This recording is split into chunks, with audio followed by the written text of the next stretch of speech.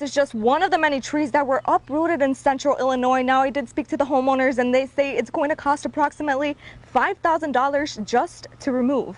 It was an emotional day for the Zhang family. Today, the family announced a fund that is being created in honor of their daughter, Ying Yang. Now, Sherry tells me the damage was so big that police actually had to break in through this back door right here in order to get access to the actual back door. Consolidating the jails is going to come with a hefty price tag. I mean, we're talking millions of dollars that are going to be spent. If you look at this jail, it hasn't been renovated. Told the person who was shot and killed here was 27-year-old Demetrius Ford. This is the hospital where they were taken to.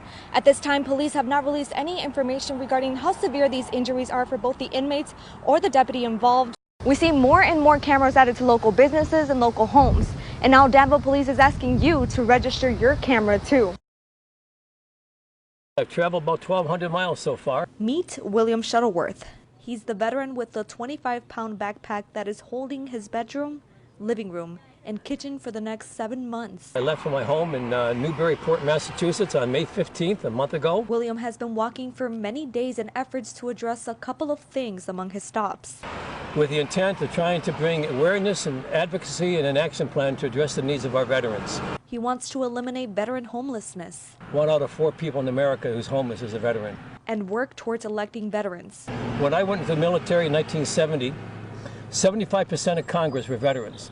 Today, less than 8% are. So it's not on their radar screen. They do not have the experience. So I'm going to encourage veterans to run. He says while he's been on this long walk, he's met people who are also concerned about veteran suicide rates. 50 veterans kill themselves every day.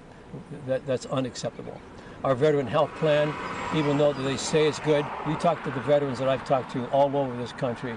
They talk about the paperwork, the rigmarole, the constant denials of services. We need to address this. He says he's not asking for money. First things I'm advocating is an independent council to investigate the funding and administration of the Veterans Administration to make sure that the money and the administration is going to the veterans that they need. But he is asking for a place to stay, something the Champaign Fire Department was quick to provide along with a nice dinner. Very happy to have him and wish him the best. William will be heading to Clinton on Monday. La Luna. La Bandera. It's called Loteria. This is, a Spanish version of bingo, Loteria. For these men who are incarcerated, it means a couple of things. For Jamie Hernandez, it brings him a sense of relaxation. Anything that can take you away from the daily stresses that we have, whether it's not getting mail or, you didn't like chow today. It keeps the minds of many busy. I was very aggressive for a while, and I had to realize what I was doing, and it was something that I wanted to change. I focus more on what I want to accomplish, Even if that means just playing the game. It's a time of enjoyment for us to escape the reality of what we go through every day in here, and for us to be able to play that, you know what I mean? It's pretty fun. And learning includes understanding one another's cultures.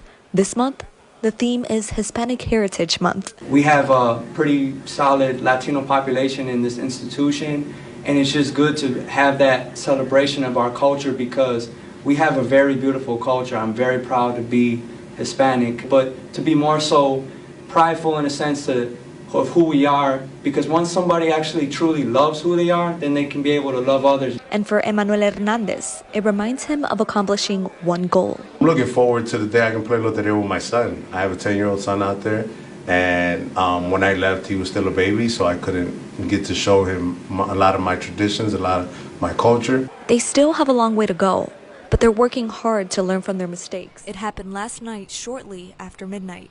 Police responded to shots fired near the 1400 block of East Hickory Street. They told WAND News that when they got there, they found 27-year-old Demetrius Ford on the front porch of a home shot and killed. The Macon County coroner confirmed he was shot to death, and after speaking with locals in the community, they're grieving. We're dealing with a lot of situations. And hearing about the loss of one more brings sadness to Leo Thomas. He knows what losing someone is like. Hey, my son was murdered. Every parent's worst nightmare. Hey, you ain't prepared to wake up in the morning and say that my child gonna get killed? But you can prepare to share kindness. That's according to David Fitzpatrick.